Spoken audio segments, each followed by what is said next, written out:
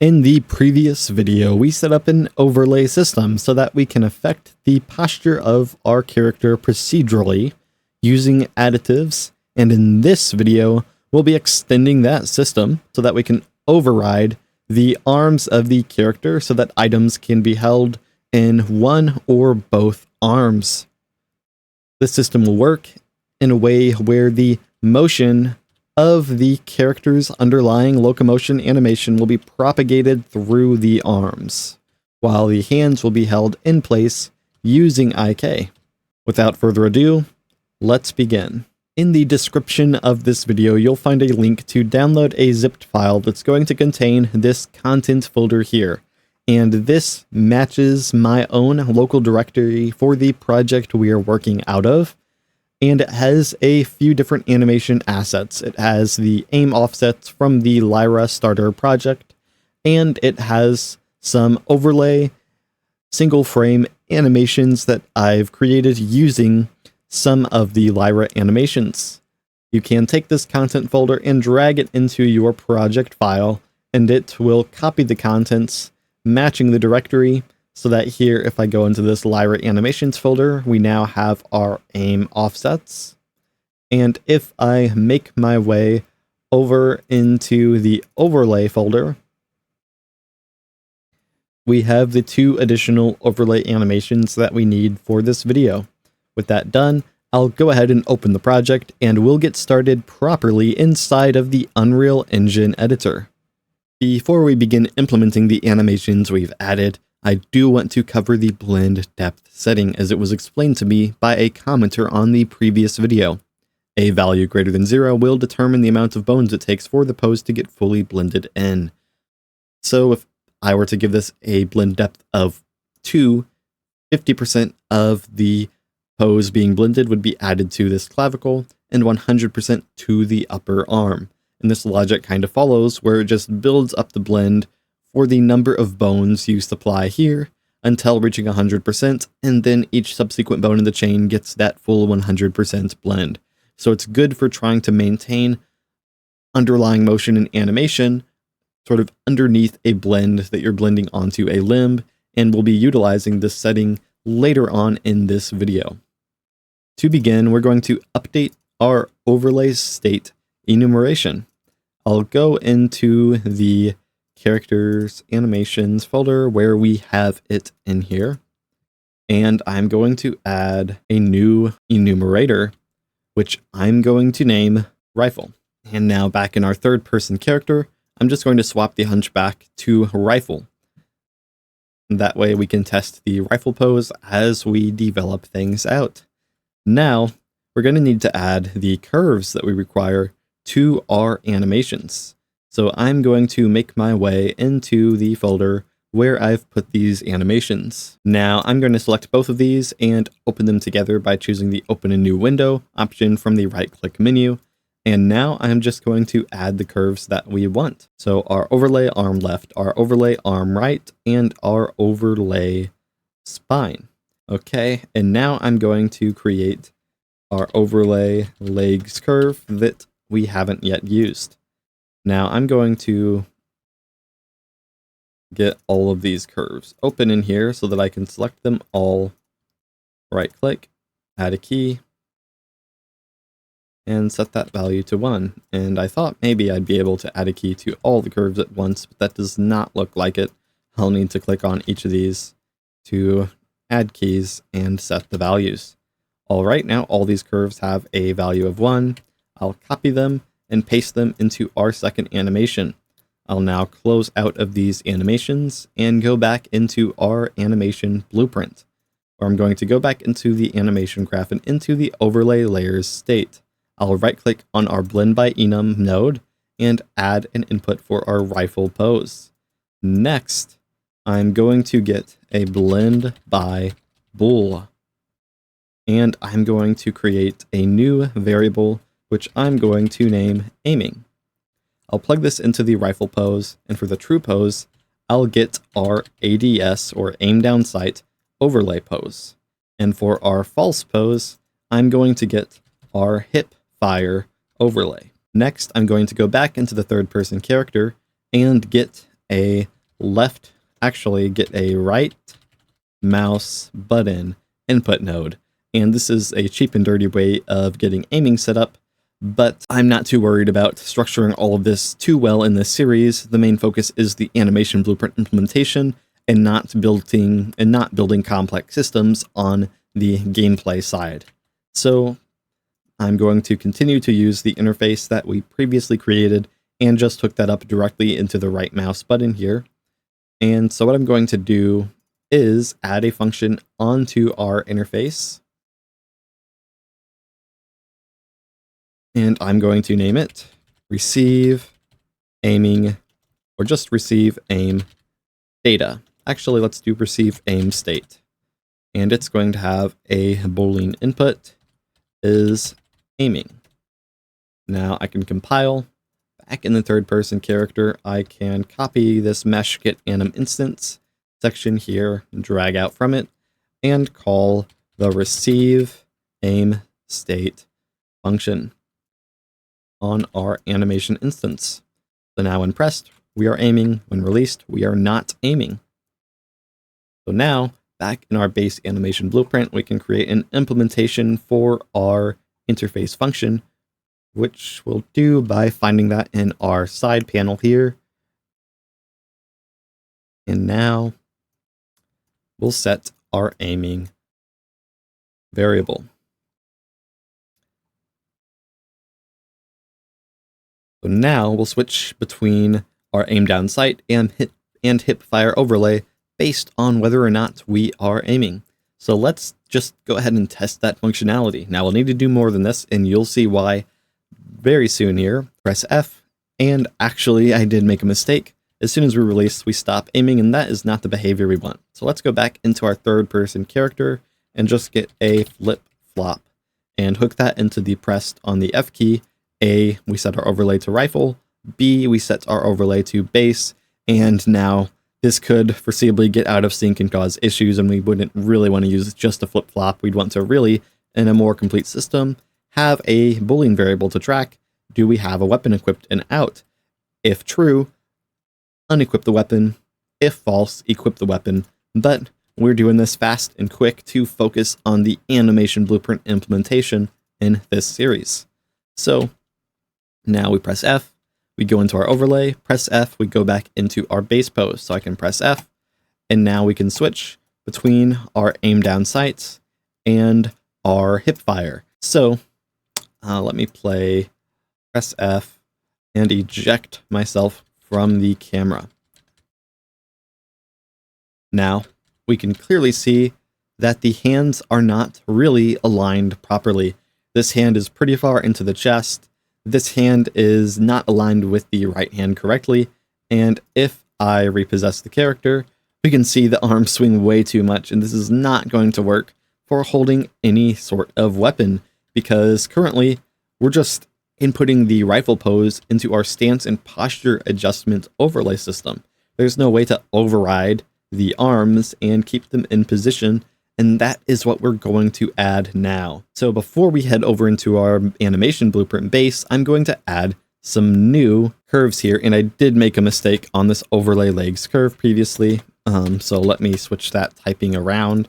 If you notice that, that was definitely a mistake. It's meant to be OVL, not OLV, and I just caught that just now. So we're going to add two curves, one to override the left hand and one to override the right hand. These curves will be OVR for override instead of OVL for overlay underscore arm underscore R, and a second one for overriding the left arm, so OVR underscore arm underscore L. And now for our two animations, I'm going to give these curves both a value of 1. I'll add a key for each of these and bring that value up to 1. I can now copy and paste. So now that we have our curves in, I'll go ahead and head back over into our base animation blueprint. And between our two layered blend per bone nodes, I'm going to add another layered blend per bone node. And we want to override the arms, and we want to override the right arm and the left arm. So I'll add a second blend pen and add a branch filter into each of these. The bone we're going to be blending a pose onto is going to be the clavicle right for the right arm and the clavicle left for the left arm. And I am going to add a blend depth of 3 so that we get a little bit of the underlying motion blending into these arms. Next, I'm going to go ahead and get our curve values for our override curve. So I'll copy the overlay arm curve nodes and just replace the L with an R and plug these in. And finally, we need the pose that we're overriding with, and that'll just be our overlay pose. So I'll go ahead and get our overlay pose, duplicate it, and plug that in. So now I'll compile and play. And if I press F, we can see that this is much better. We preserve a lot of the underlying motion, and our hands are not swinging everywhere. The overlay is being done, however, in local space, which, while it does really help preserve the underlying motion because the rotation of the torso is kept in place, we do run into the issue that that left hand is not always going to be lined up with the right hand.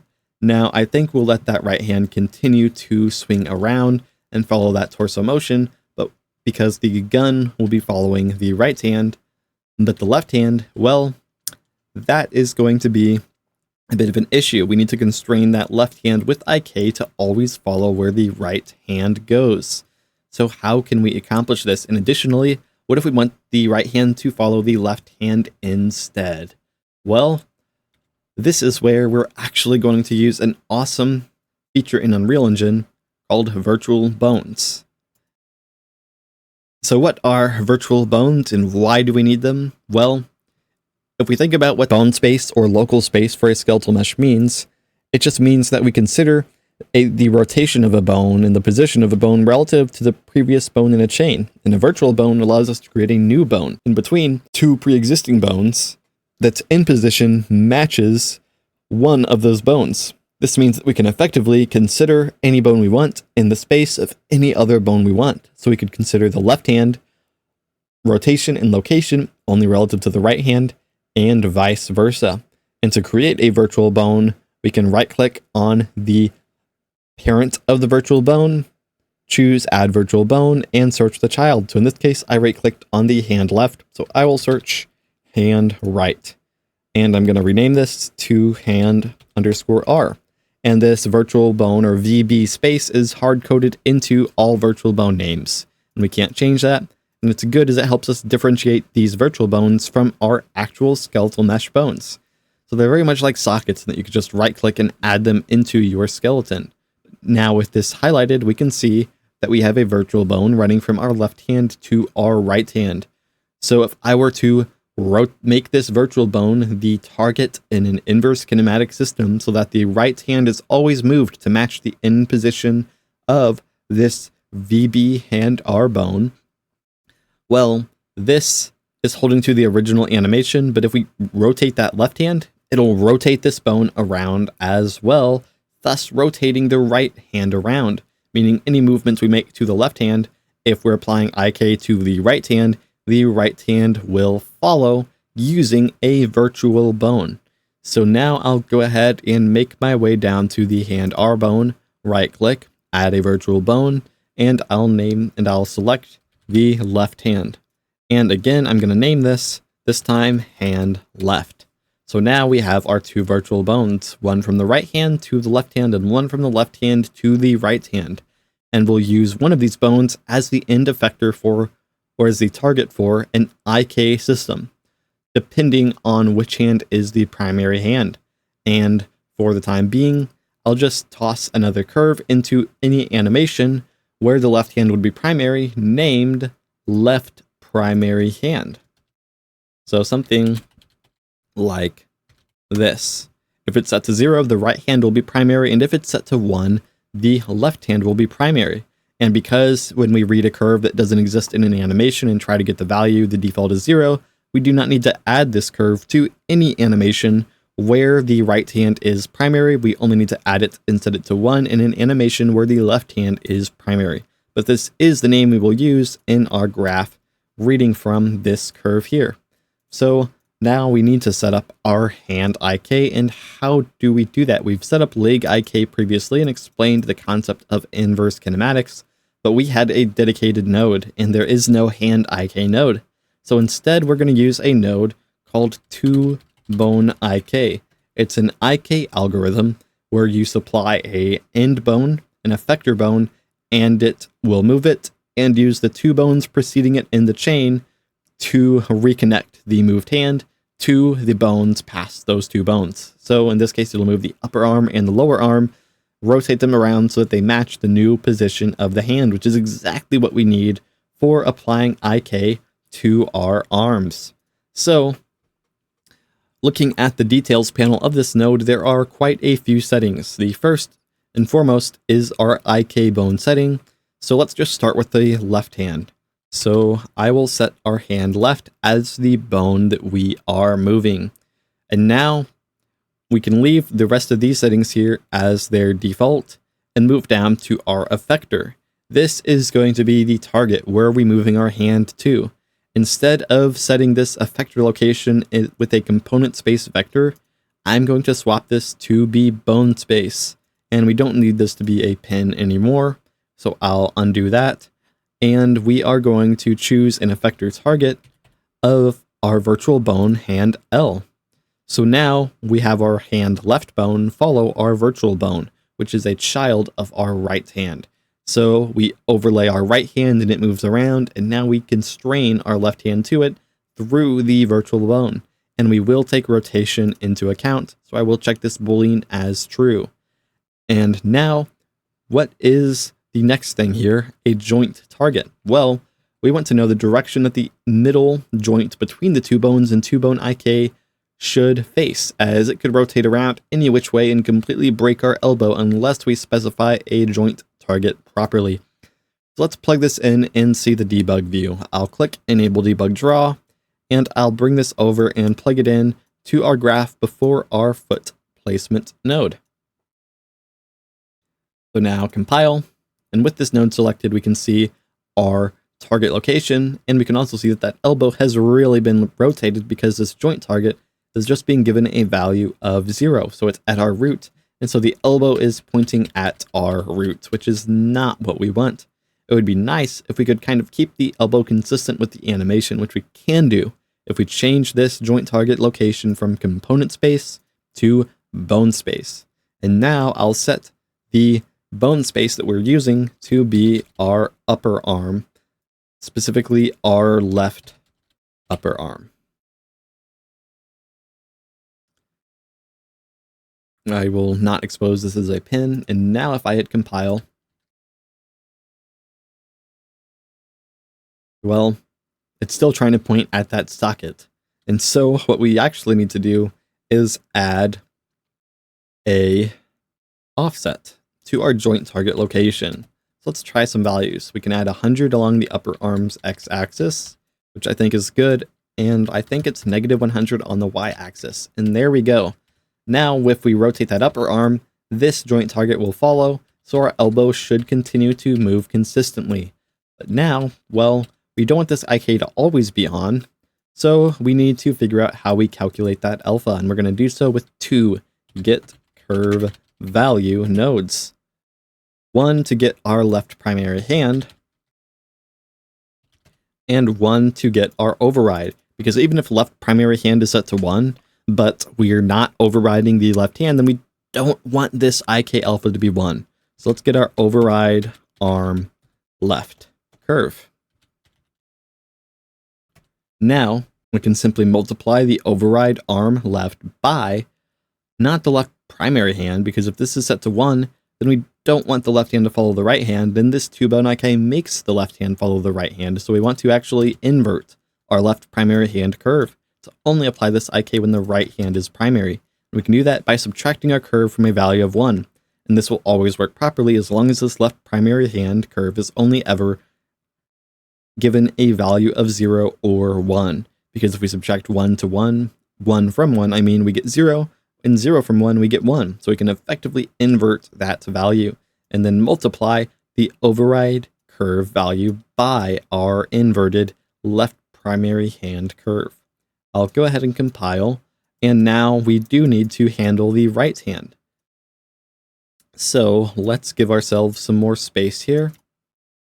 Copy our 2 bone IK and swap the bones here. So instead of doing our hand left, we'll do our hand right. Instead of doing virtual bone hand left, we'll do virtual bone hand right. And finally, for our joint target, we're going to use our right upper arm instead of our left upper arm.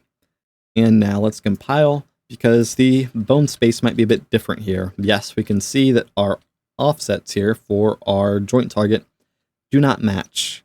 We'll need to invert at least one of these.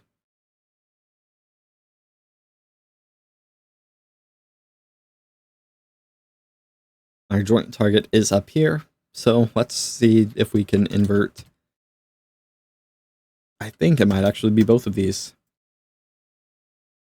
Yes. Okay. So we want negative 100x and positive 100y for our right hand. Now I'll copy this grouping of nodes that we used for our alpha, but this time we're not going to invert our left primary hand, and we're going to be reading our override arm right, not our override arm left. So with that complete,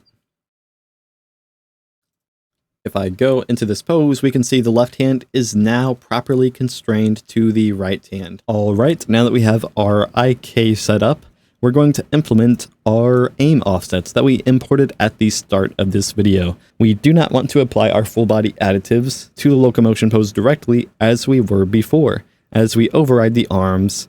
However, the full body additives could affect the arms.